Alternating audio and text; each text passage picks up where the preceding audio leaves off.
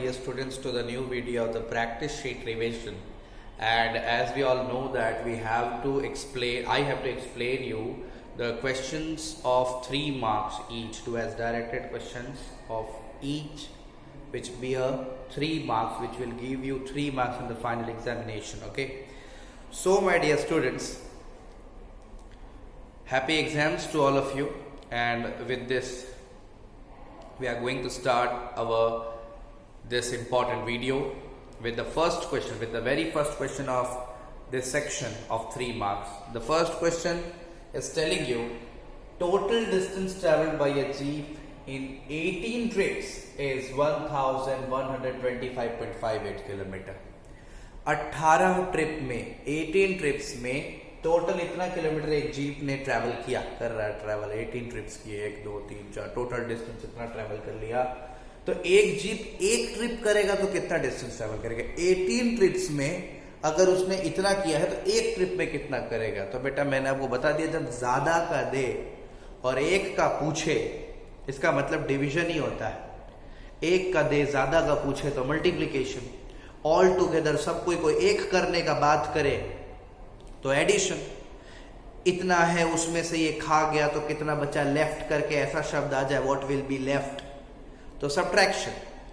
तो word problems में कुछ ऐसी चीजें होती है जो आपको हिंट कर रही होती है कि आपको एडिशन करना है, सब्ट्रैक्शन करना है, मल्टीप्लिकेशन करना है या डिवीजन करना है.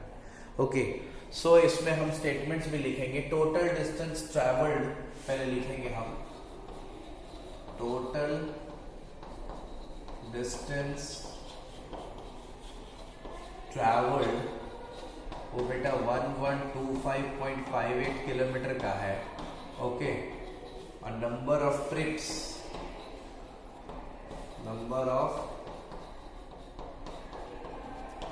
बेटा वो है 18. ओके, सो अगर हमें ये पता करना है कि distance travelled bye jeep in 1 trip, distance traveled by jeep in 1 trip, तो बेटा हमको सिंपली 1125.58 को डिवाइड करना पड़ेगा 18 के साथ में, तो हमें मिलेगा. सो डिवीजन के लिए जाते हैं यहाँ. 1125.58 18 से डिवाइड करेंगे. ओके, सबसे पहले बेटा 18 6 108 होगा, माइनस करेंगे. ओके, 12 8 4 बचेगा. ओके, 5 ले आएंगे हम लोग, 45 हो जाएगा. 18 2 36 बेटा बचेगा यहाँ पर 9. ओके, फिर 9 बचा तो अब यहाँ पर हम पॉइंट दे देंगे. ये पॉइंट अब यहाँ आ गया. पॉइंट देने के बाद इस 5 को हम उतार सकते हैं. 18 5 90 0 5 बचा. अब इस 8 को हम यहाँ ले आएंगे, ये हो जाएगा बेटा 58. उसके बाद हम लोग क्या करेंगे कि 18 3 54, 18 3 54 माइनस 4 जो है वो आपका रिमाइंडर बच रहा है. तो आप आंसर में क्या लिखोगे कि distance travelled bye a jeep in 1 trip कितना होने वाला है? 62.53 किलोमीटर. ओके, ये वाला आपका आंसर होगा. और ब्रैकेट में हम जरूर लिख देंगे with 4 as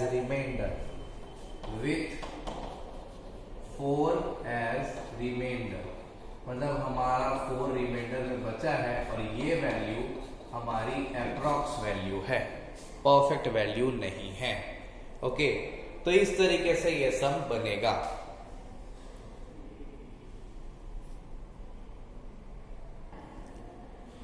So students, here is the second number question which will give you 3 marks. 3 shipment containers are there. बहुत बड़े बड़े 3 कंटेनर जिनको शिप में दूसरे देश ले जाएंगे. एक्सपोर्ट के लिए जो बड़े कंटेनर्स होते हैं तीनों कंटेनर्स के वेट हमें क्विंटल में दिया हुआ है और क्वेश्चन है कि what is the total weight of the 3 containers. साफ साफ पढ़ के पता चलता है कि एडिशन करने के लिए बोला, क्योंकि तीनों कंटेनर का टोटल पूछ रहा है, टोटल वेट। जब ऐसा होता है टोटल पूछ रहा होता है तो एडिशन होता है। तो बेटा इसमें हमें सिर्फ लिखने का काम है कि weight of the first container, weight of the first container is equal to 129.77 quintal. Okay, फिर हम लोग लिखेंगे weight of the second container जो हो जाएगा 221.34 क्विंटल। और उसके बाद है बेटा weight of the third container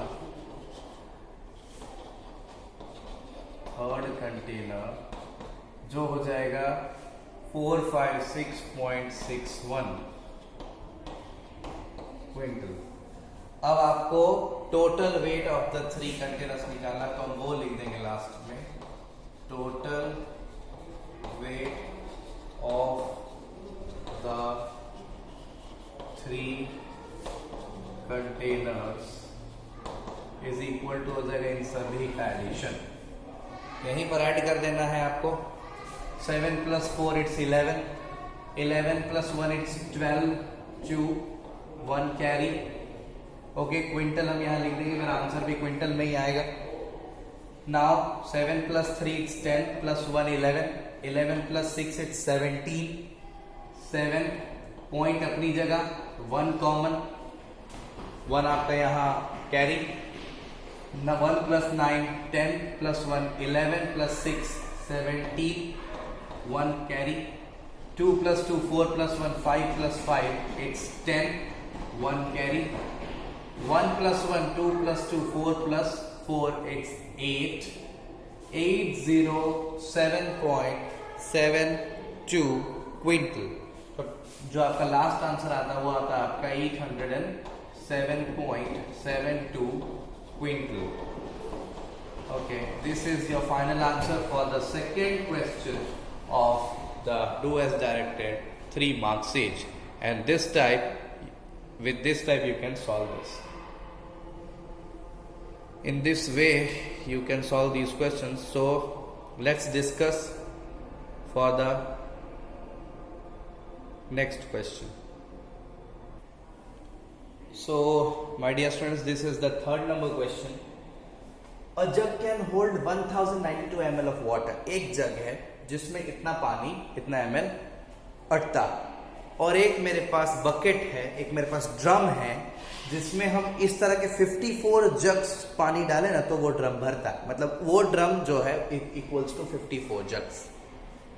अब वो ड्रम की कैपेसिटी टोटल हमें निकालनी है लीटर, कि वो ड्रम में कितना पानी होगा, लेकिन लीटर में। पहले हमारा आंसर मिलीलीटर में निकलेगा, कन्वर्जन में हमें कोई प्रॉब्लम नहीं है, आंसर मिलीलीटर में आएगा, हम उसे कन्वर्ट कर देंगे। चलो ठीक है, आंसर आएगा, लेकिन आंसर आने के लिए पहले ये तो पता होना चाहिए कि इसमें कौन सा ऑपरेशन करना है, एडिशन करना है, सब्ट्रैक्शन करना है, मल्टीप्लिकेशन करना है या डिवीजन करना है। ये 4 ऑपरेशंस होते हैं, कौन सा करना है।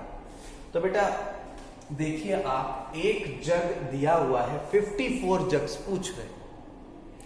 एक जग की कैपेसिटी दी हुई है, 54 जग्स की कैपेसिटी पूछी जा रही। मैंने पहले ही कहा, कम का बताए, ज्यादा का पूछे क्वेश्चन तो मल्टीप्लिकेशन होता है बेटा। तो सबसे पहले आप लिखोगे capacity of water in a jug is equal to 1000 and अच्छे से लिख देते हैं 1092 ml।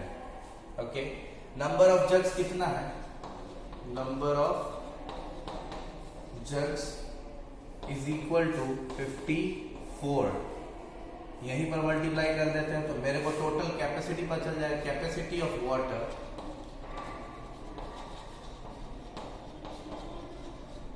Of 54 jugs. 54 जग्स का मतलब ही हो गया 1 ड्रम, क्योंकि एक ड्रम में 54 जग्स के जितना पानी है। तो हम यहाँ पर capacity of water in 1 drum भी लिख सकते हैं या फिर capacity of water in 54 jugs भी लिख सकते हैं, लेकिन आंसर तो मेरा आएगा इसको मल्टीप्लाई करने के बाद ही। 4 2s it's 8, 4 9s it's 36, 4 0s 0 plus 3 is 3, 4 1s it's 4. Okay, 5 2s it's 10, 1 5 9s it's 45 plus 1 is 46. Here it will be 4, 5 0s 0 plus 4 it's 4, and 5 1s 5. We have to add these. 0 plus 8 0, 6 9 8 and 5 in milliliter. 58968 milliliter. We have to change it in liter, so we will write capacity of drum in liter is equal to 58968.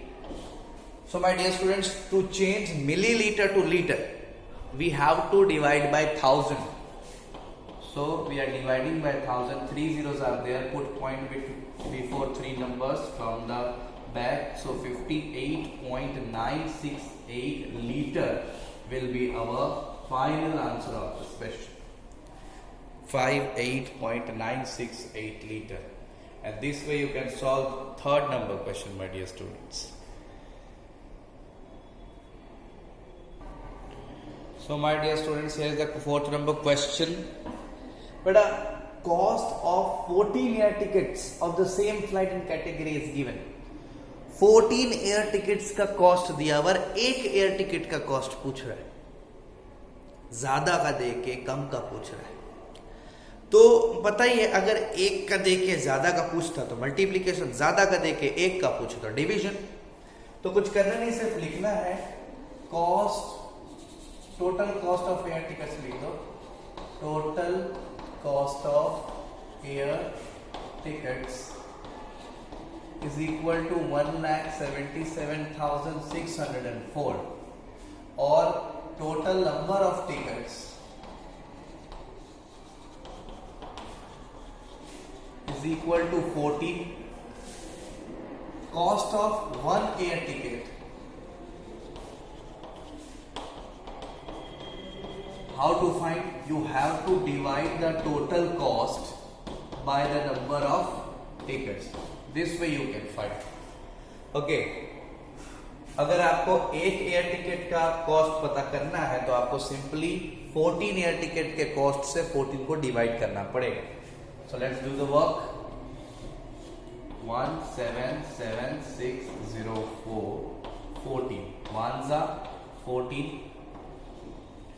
minus 3 7, okay, 14 2s 28 minus 9 6, okay, 14 6s 84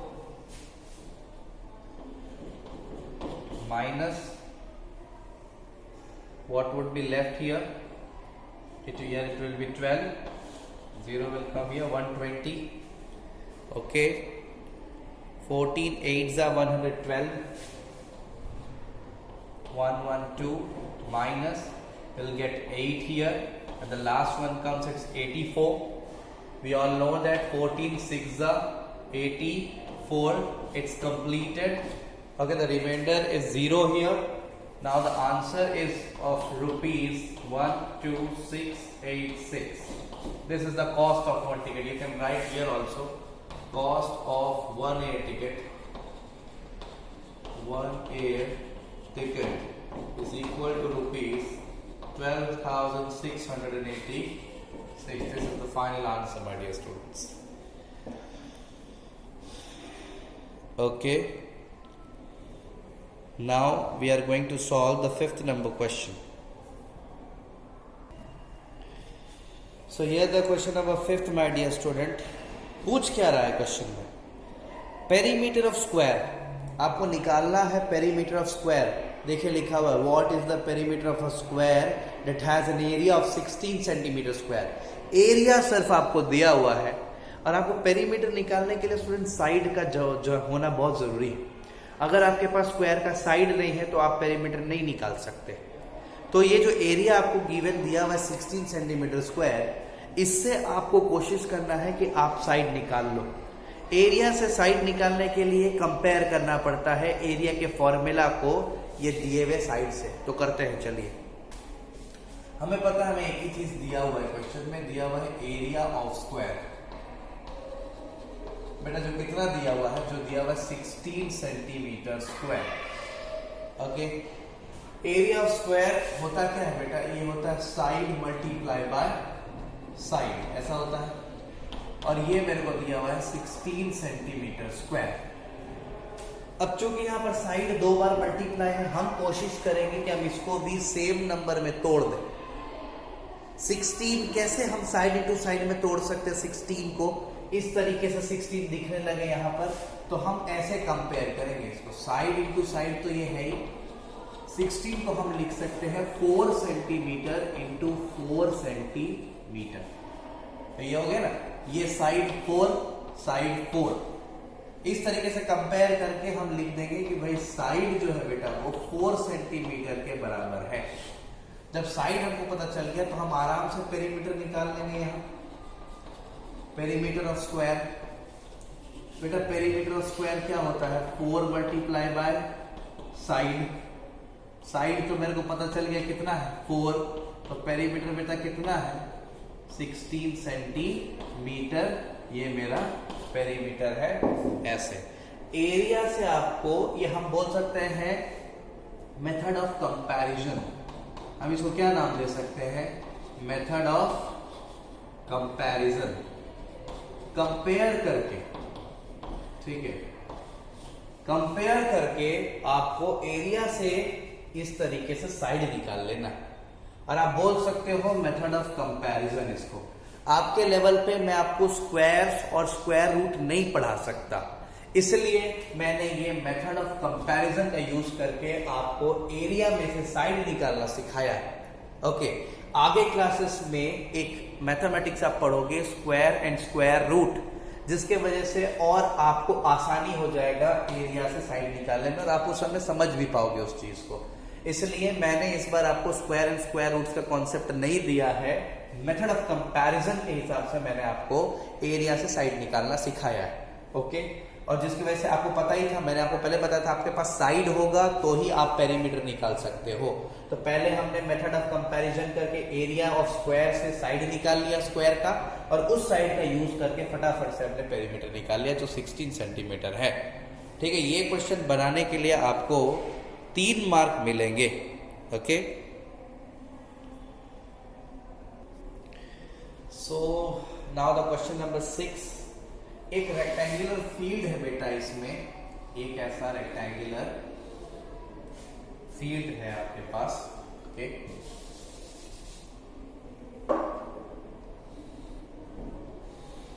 इस तरीके का, और ये rectangular field जो है, ये rectangular field आपका अंदर है, ये है आपका रेक्टेंगुलर फील्ड,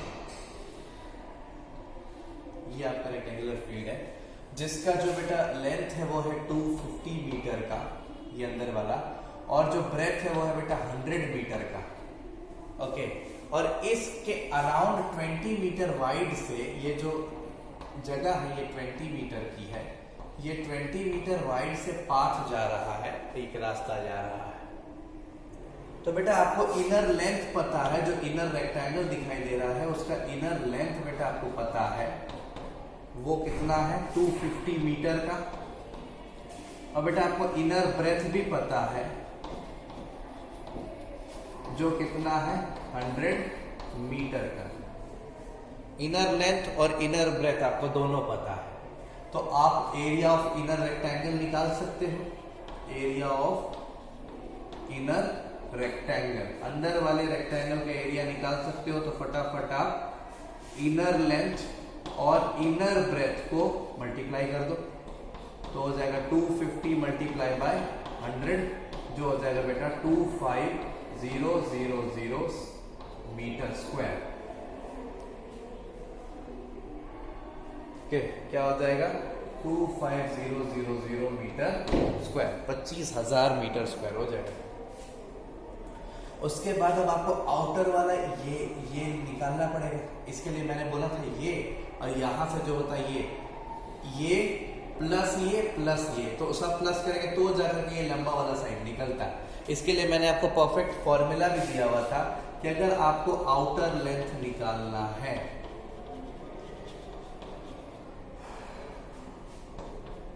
तो बेटा आपको क्या करना पड़ता है, जो इनर लेंथ है, इनर लेंथ के साथ में आपको प्लस करना पड़ता है 2 इंटू विड्थ।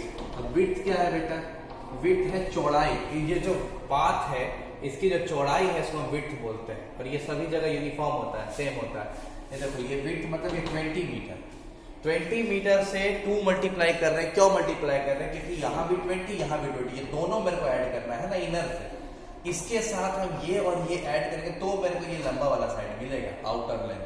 तो आउटर लेंथ के लिए हमने ये फॉर्मूला आपको दिया था। तो बेटा इनर लेंथ जो था वो था 250 प्लस ये हो जाता है 2 इंटू 20 मीटर। तो टोटल बेटा कितना होता है 250 प्लस 40, आखिरकार आता है 290 मीटर। 290 मीटर का बेटा लेंथ है आउटर। आउटर ब्रेथ भी इसी तरीके से निकलेगा। आउटर ब्रेथ में बेटा inner breadth plus 2 into width. Inner breadth कितना है 100 प्लस 2 इंटू 20 हो जाएगा बेटा 100 प्लस 40, टोटल हो जाता है 140 मीटर। आउटर लेंथ और आउटर ब्रेथ भी मिल गया।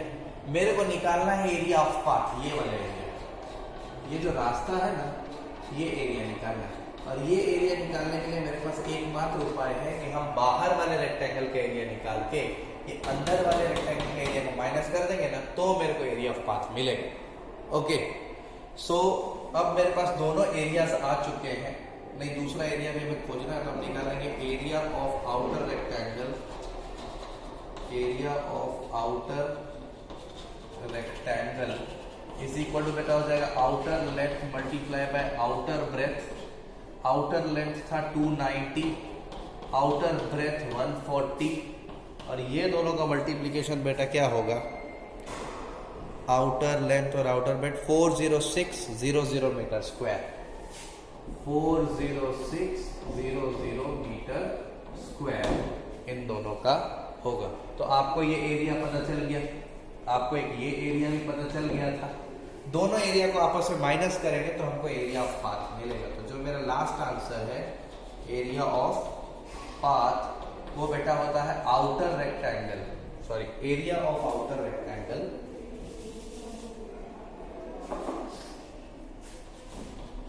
Area of outer rectangle minus area of inner rectangle. बेटा एरिया ऑफ आउटर रेक्टेंगल आया 40600 और आउटर आया 25000। अब जब ये दोनों को बेटा हम आपस में माइनस करेंगे तो हमें मिलेगा 15600, 15,600 मीटर स्क्वायर का जो एरिया है वो मेरा एरिया ऑफ पाथ आ जाएगा, और ये मेरा लास्ट आंसर होगा इस क्वेश्चन के लिए। एरिया ऑफ पाथ निकल गया मेरा बेटा। तो इस तरीके से ये सम करना पड़ता है आपको। इस सम में 6th नंबर में इनर लेंथ और आउटर लेंथ, इनर लेंथ और इनर ब्रेथ दिया हुआ था। तो विड्थ की मदद से ये जो आपने 2 इंटू विड्थ ऐड किया, विड्थ की मदद से आपने आउटर लेंथ और आउटर ब्रेथ फाइंड की, इनर का एरिया निकाला, आउटर का एरिया निकाला, आपस में एरियाज को माइनस किया और आपको एरिया ऑफ पाथ मिल गया। ठीक है बेटा, तो इस तरीके से ये सम करना है। फर्दर सम्स अभी होंगे। Now this is the 7th number question of 3 marks each, my dear students. Which has the greater volume? A cube with head 6 cm or a cuboid with long length 10 cm, breadth 7 cm और height 2.5 cm. मतलब ये दोनों जो solid figures है इनके dimensions हमें दिए हुए हैं, जो भी हमें चीजें चाहिए, और हमें पूछा जा रहा है कि दोनों में से वॉल्यूम किसका ज्यादा है, किसके पास ज्यादा स्पेस है। वॉल्यूम का मतलब स्पेस होता है। तो बेटा सबसे पहले हम क्यूब का बात करें। क्यूब का साइड को कभी कभी एज भी कहा जाता है, एज कहा जाता है, हम साइड लिखेंगे बिल्कुल। तो साइड ऑफ अ क्यूब हम लिख सकते हैं, कोई बात नहीं, आपके लेवल पे चलता है, लेकिन आगे चल के आपको एज ही लिखना पड़ेगा बेटा। सॉलिड फिगर के लिए साइड नहीं लिखते, वो आपके सही के लिए फिलहाल आप उतना सोच नहीं पाओगे, एज ही लिखना है। ओके, फिलहाल साइड लिखते हैं। तो साइड ऑफ अ क्यूब बेटा 6 centimetre. Okay, volume of cube का क्या होता है formula? Side multiply by side multiply by side, ये होता है formula. Means 6 multiply by 6 multiply by 6 जो हो जाएगा बेटा 260 सेंटीमीटर स्क्वायर, सॉरी क्यूब, क्योंकि वॉल्यूम है बेटा, क्यूबिक सेंटीमीटर भी लिख सकते हैं इस तरीके से। ये तो हो गया क्यूब का वॉल्यूम। अब निकालेंगे क्यूबॉइड का वॉल्यूम। तो उसके लिए हमको सबसे पहले लिखना पड़ेगा कि लेंथ ऑफ क्यूबॉइड क्या दिया हुआ है, सब कुछ लिख के करने का बेटा। लेंथ ऑफ क्यूबॉइड 10 सेंटीमीटर है। ओके, ब्रेथ ऑफ क्यूबॉइड क्या है? ब्रेथ ऑफ क्यूबॉइड वो दिया हुआ बेटा 7 सेंटीमीटर। चलिए, हाइट ऑफ क्यूबॉइड क्या है? ये तीनों चीज हमें चाहिए होती। तो बेटा हाइट ऑफ क्यूबॉइड जो है वो 2.5 सेंटीमीटर का है। तो अब हम वॉल्यूम ऑफ क्यूबॉइड लिख सकते हैं। वॉल्यूम ऑफ क्यूबॉइड वो बेटा क्या होता है? Length multiply breath multiply height. ये तीनों चीजों को मल्टीप्लाई कर देंगे तो हमको मिलता है बेटा, नहीं हो जाएगा 10 मल्टीप्लाई बाय 7 मल्टीप्लाई 2.5। ये तीनों को मल्टीप्लाई करने से मुझे जो आंसर मिलता है वो है 175 सेंटीमीटर क्यूब। आप क्यूबिक सेंटीमीटर भी लिख सकते हो ऐसे। ओके, तो बेटा यहां से पता क्या चल रहा है, कौन बड़ा? तो हम लिख सकते हैं आराम से वॉल्यूम ऑफ क्यूब। खैर क्वेश्चन तो वो यही पूछा था, volume of cube is greater than volume of cuboid, क्योंकि वॉल्यूम ऑफ क्यूबॉइड छोटा 175 या 260, वॉल्यूम ऑफ क्यूबॉइड छोटा है, वॉल्यूम ऑफ क्यूब बड़ा है। तो ये मेरा फाइनल आंसर होगा। और फाइनल आंसर लिखना पड़ेगा बेटा, इसको भूल जाओगे तो नहीं चलेगा। Okay, so my dear students, here it is the question number 8। एक ऑयल टैंक है और उस ऑयल टैंक जो है वो क्यूबॉइड शेप का, इसलिए उसका लेंथ, ब्रेथ और हाइट आपको दिया हुआ है। और फाइंड द वॉल्यूम, कि उसके अंदर कितना ऑयल रह सकता है, वो वॉल्यूम फाइंड करना है। तो बेटा कितना ऑयल रह सकेगा? जितना उसका कैपेसिटी होगा, टोटल कैपेसिटी फाइंड करेंगे। सबसे पहले हम लिखेंगे length of oil tank. Length of oil tank is equal to 65 decimetre. Okay, breadth of oil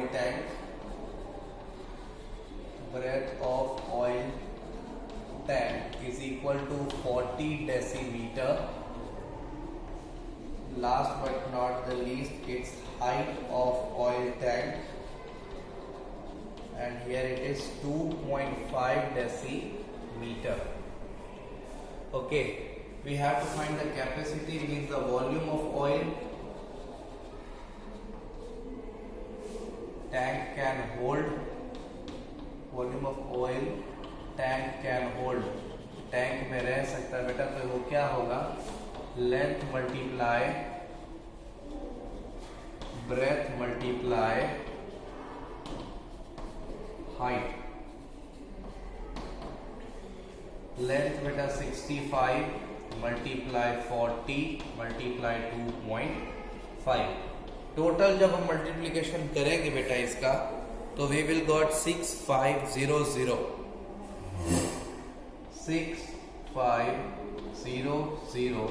decimetre square, क्योंकि बड़ा क्यूब होगा यार, डेसीमीटर का क्यूब, क्योंकि वॉल्यूम निकाल रहे हैं तो यहाँ पर लिख सकते हैं क्यूबिक डेसीमीटर। क्यूबिक डेसीमीटर भी हम लिख सकते हैं। ओके, चलिए तो 8th नंबर इस तरीके से सॉल्व होगा। Half an hour already video को हो चुका है and more 7 questions are there. This video is going to be a long video for you. So my dear students, in the question number 9, two angles of a triangle are of measure 92 degree and 28 degree। बेटा दो angles है triangle के। Suppose कि एक triangle मैं यहाँ draw कर देता हूँ आपके लिए, इस तरीके का ट्रायंगल है। तो बेटा एक एंगल जो है वो सपोज 92 डिग्री का है और एक एंगल जो है वो 28 डिग्री का है और तीसरा एंगल आपको पता नहीं है, तीसरा एंगल आपको खोजना है। ऐसे केस में बेटा तीनों एंगल जो होते हैं ना उसका सम, तीनों एंगल टोटल 180 डिग्री होता है। ये एंगल सम प्रॉपर्टी में मैंने आपको बताया था। लेकिन अगर आपको थर्ड एंगल निकालना है तो इन अ ट्रायंगल, एक ट्रायंगल में जब भी आपको थर्ड एंगल निकालना हो, दो दिया हुआ हो, तो थर्ड एंगल के लिए मैं आपको लिखवा रहा हूं, आप कैसे निकाल सकते हो। 180 डिग्री टोटल एंगल होता है तीनों का। 180 में से आप एंगल 1 प्लस एंगल 2, दो एंगल्स जो दिए हुए हैं उनके सम को, उनके एडिशन को आप 180 में से माइनस कर दो, आपको मिल जाएगा कि आपको कैसे निकालना। सम ऑफ अदर टू एंगल्स हम ऐसे भी लिख सकते हैं।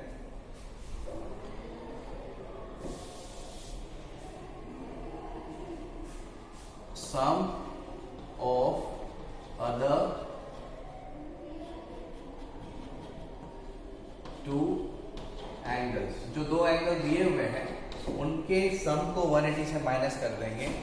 180 माइनस दोनों के सम को मीन्स 92 प्लस 28।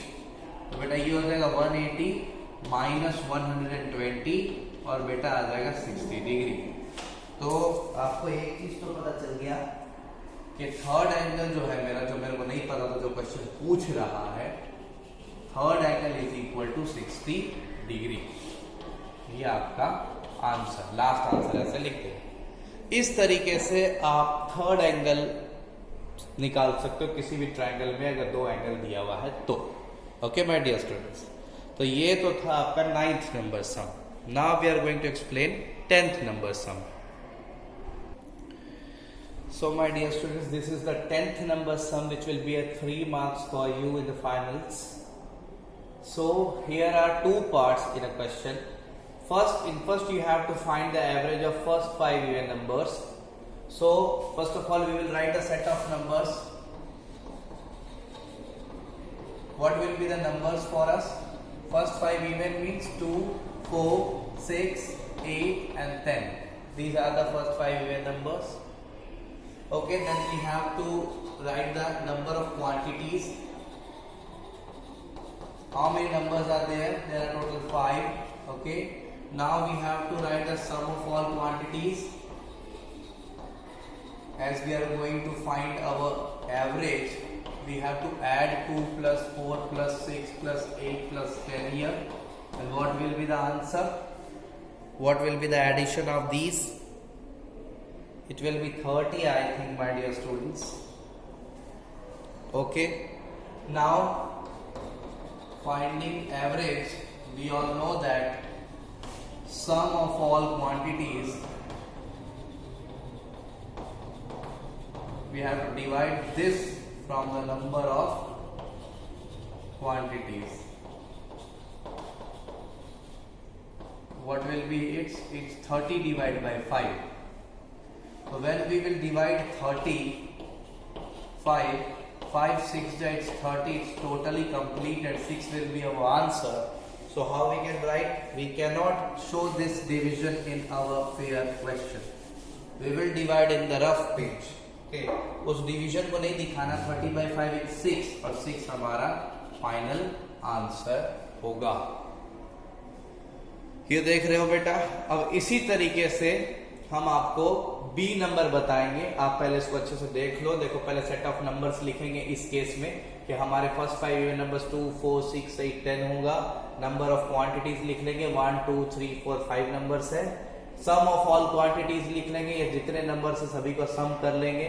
फिर बेटा सम और नंबर ये दोनों को आपस में डिवाइड करते तो हमें एवरेज मिलता है, ये हमें पहले से पता है। ठीक है, तो ये काम कर लेंगे। अब उसके बाद बी नंबर बताता हूं मैं आपको। So my dear students, for B here is the first 5 prime number. सबसे पहले तो प्राइम नंबर क्या होता है बेटा? ऐसे नंबर्स जो सिर्फ खुद के टेबल में आए और 1 के टेबल में आए, बाकी किसी और टेबल में आपको दिखाई भी ना दे. ऐसे नंबर्स जो सिर्फ खुद के टेबल में आए और 1 के टेबल में आए, वो नंबर्स प्राइम नंबर्स कहलाते हैं. इसका पहला प्राइम नंबर जो होता है वो बेटा होता है 2. फिर प्राइम नंबर होता है वो होता है 3. फिर होता है 5. फिर होता है 7. और बेटा 9 प्राइम नंबर नहीं होता. 9 जो है वो 3 के टेबल में आ जाता है, इसलिए जो प्राइम नंबर होता है वो होता है 11. बेटा टोटल तो 5 ही है, इसलिए 5 रहने देंगे. अब इनका एडिशन 2 + 3 + 5 + 7 + 11, ये बेटा टोटल कितना होगा? 2 + 5, 3 + 5 + 7 + 11, टोटल बेटा इसका होता है 28. ये होगा 28.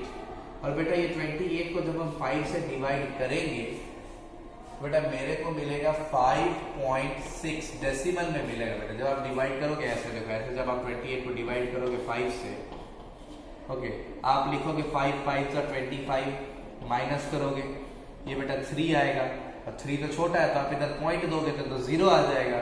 तो 5 6 30, और ये पूरी तरह से फिर बाद में कंप्लीट होगा. और ये डिवीजन जो है ना बेटा, आप इसको रफ में दिखाना, सामने मत दिखाना, ठीक है. और ये 5.6 आपका बी नंबर के लिए एवरेज का आंसर होगा. Okay, the 10th number sum is completed now. Now we are going to explain the 11th number sum. Hello my dear students. So here we have 11th number sum, in which we have to arrange the following data, which are the marks in mathematics of 25 students in the following table, in which something is new here, which I think that you have some problem. The new is the class interval 1 to 10. It's 10 to 20. Here the 10 will repeat, here the 20 to 30, here the 20 will repeat, 30 to 40, 40 to 50. This is continuous class interval here in the practice sheet. So I am going to teach you how to tackle with this continuous class interval. It's 50 to 60, it's 60 to 70, 70 to 80, 80 to 90, and last but not least 90 to 100.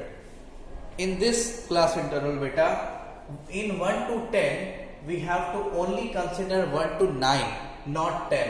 10 will consider in the following class interval, and in this class interval 20 will not consider. 20 will consider in the following 20 to 30. Means बेटा इस side के लिखे हुए numbers उस class interval में गिने नहीं जाएंगे. 1 to 10 में 10 is not included, 10 to 20 में 20 is not included, 20 to 30 में 30 is not included. 30 will include in this class interval. So 1 to 9 कितने हैं बेटा? 1 to 9 अगर हम देखें, सो यहां पर देखें कोई सिंगल नंबर नहीं है. यहां पर देखेंगे तो कोई सिंगल नंबर 1 है, 5. Okay, further are no any single number.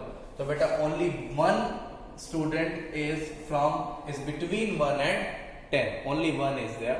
So 10 to 20, 10 to 20 will not include. 17 will 1 here. Okay. 11 it's 2.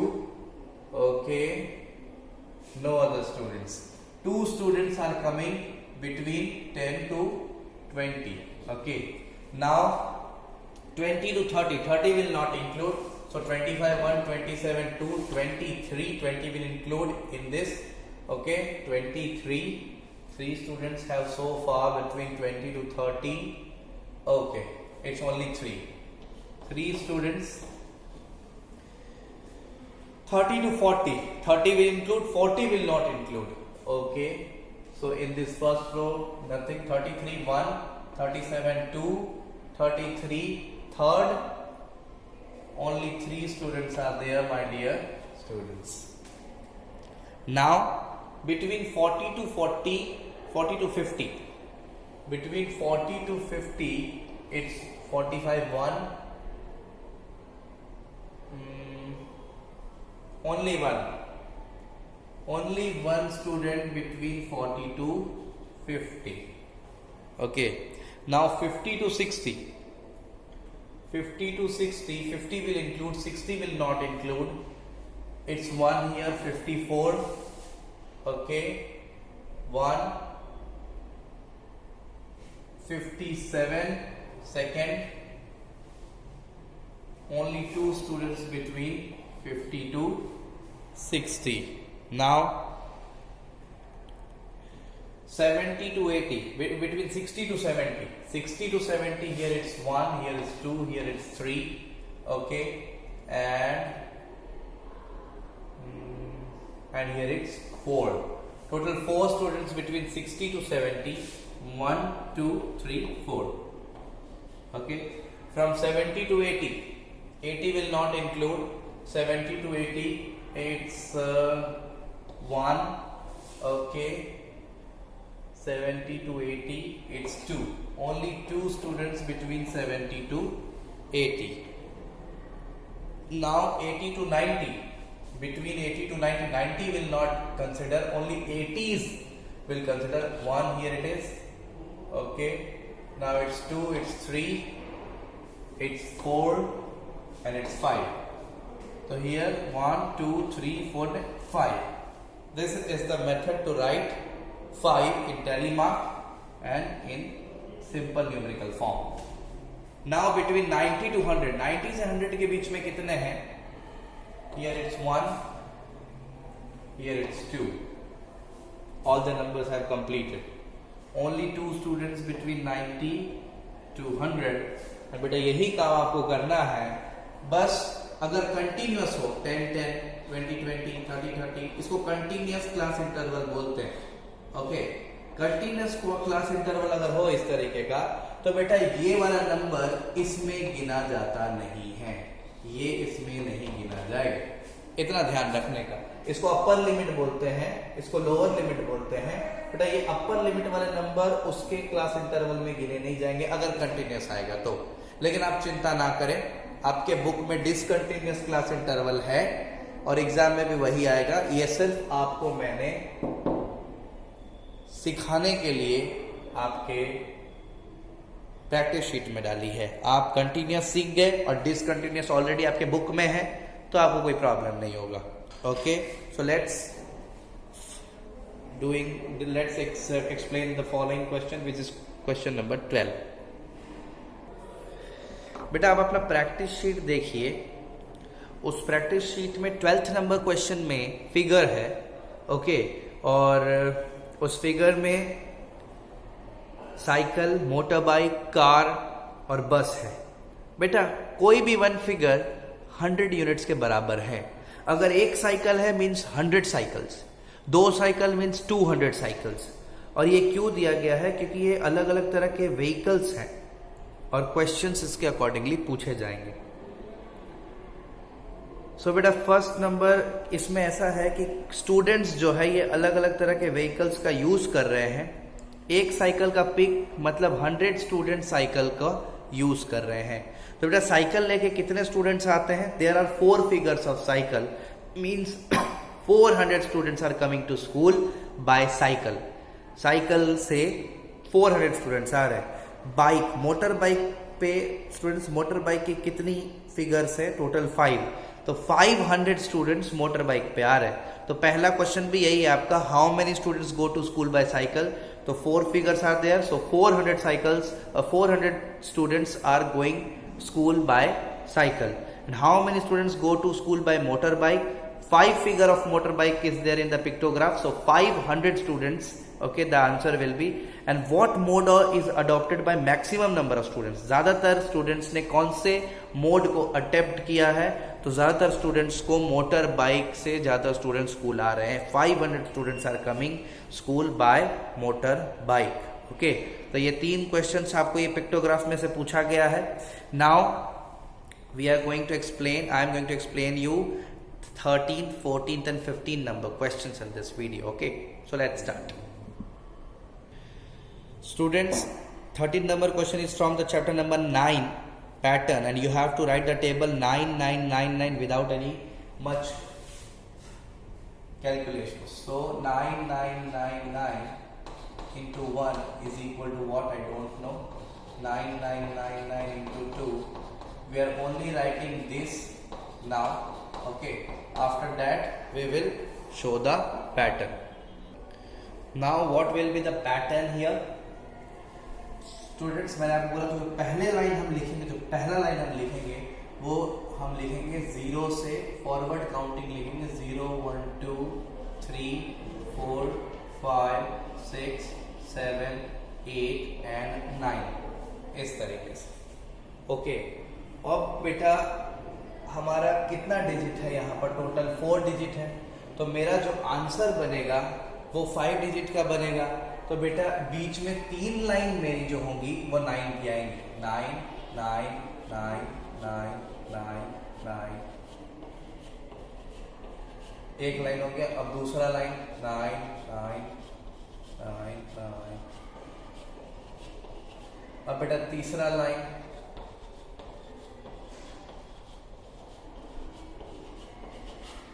3 line 9 के आने के बाद अब हम बैक काउंटिंग करेंगे. 9 8 7 6 5 4 3 2 1 0. और ये बेटा मेरा टेबल हो गया.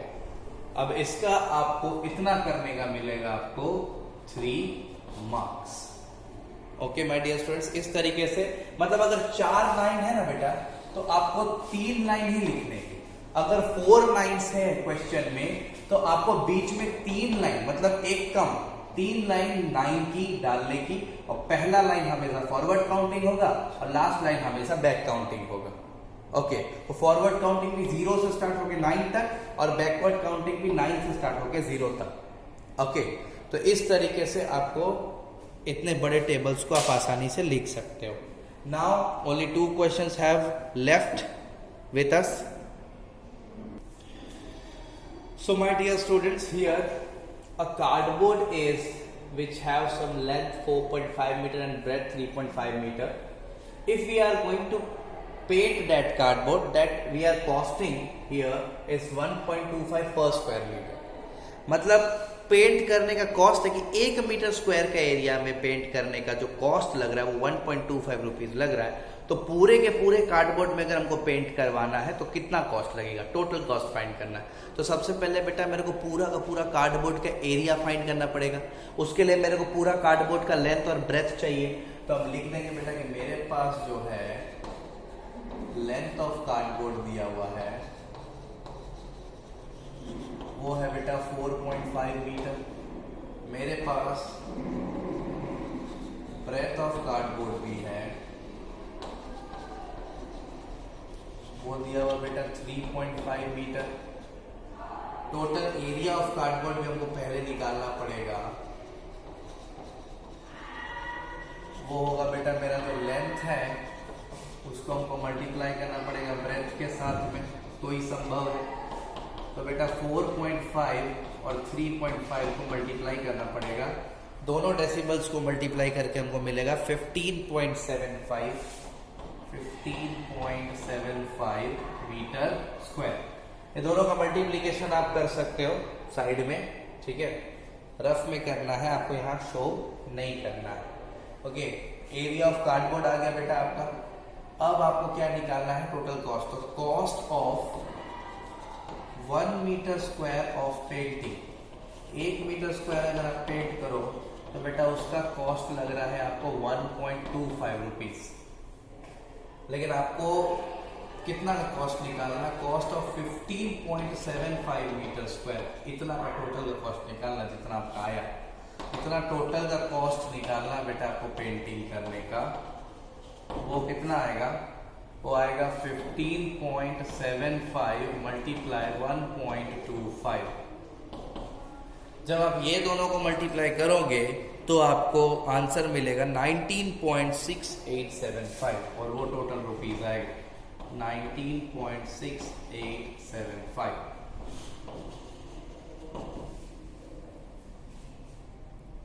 इस तरीके से. तो आप मल्टीप्लिकेशन जो है वो रफ में करना और आंसर्स चेक कर लेना. Okay. This was the 14th number sum. right?